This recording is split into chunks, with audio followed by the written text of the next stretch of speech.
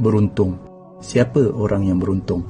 Manusia sentiasa bercakap-cakap yang seorang tu beruntung. Dia ada rumah, dia ada kereta, dia ada kerja, dia ada pasangan yang cantik, dia ada anak-anak, dia ada jawatan, dia ada kawan-kawan yang hebat-hebat. Ni semuanya untung. Tapi hanyalah untung dunia dan tak perlu didengkikan.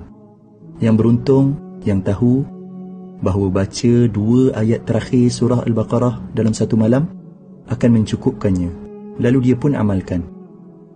Yang beruntung, yang tahu bahawa siapa baca ayat Al-Kursi selepas setiap kali salat, tiada halangan untuk masuk syurga kecuali mati, lalu dia pun amalkan. Yang beruntung, yang tahu bahawa siapa yang baca ayat Al-Kursi masa nak tidur, dia akan ada penjaga daripada Allah sehinggalah dia bangun pagi tanpa didekati oleh syaitan. Yang beruntung, yang tahu bahawa baca surat Al-Ikhlas 3 kali menyamai pahala khatam Al-Quran Al-Karim, lalu dia pun amalkan. Yang beruntung, yang tahu bahawa siapa minta ampun untuk seluruh orang beriman, lelaki dan perempuan, Allah akan menuliskan 1 pahala bagi setiap seorang tadi, lalu dia pun amalkan. Yang beruntung, yang tahu, yang sebut Maha Suci Allah, segala puji bagi Allah, tiada Tuhan selain Allah, dan Allah Maha Besar, lebih baik daripada seluruh yang terkena matahari, lalu dia pun amalkan.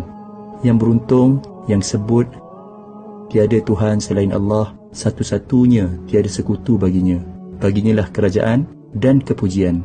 Dialah yang menghidupkan, dialah yang mematikan, dan dialah Maha berkuasa atas segala sesuatu. 10 kali selepas salat maghrib dan 10 kali selepas salat subuh, sebelum dia mengubah kedudukan kakinya, menyamai pahala membebaskan 4 orang hamba daripada anak-anak Nabi Ismail AS. Lalu dia pun amalkan.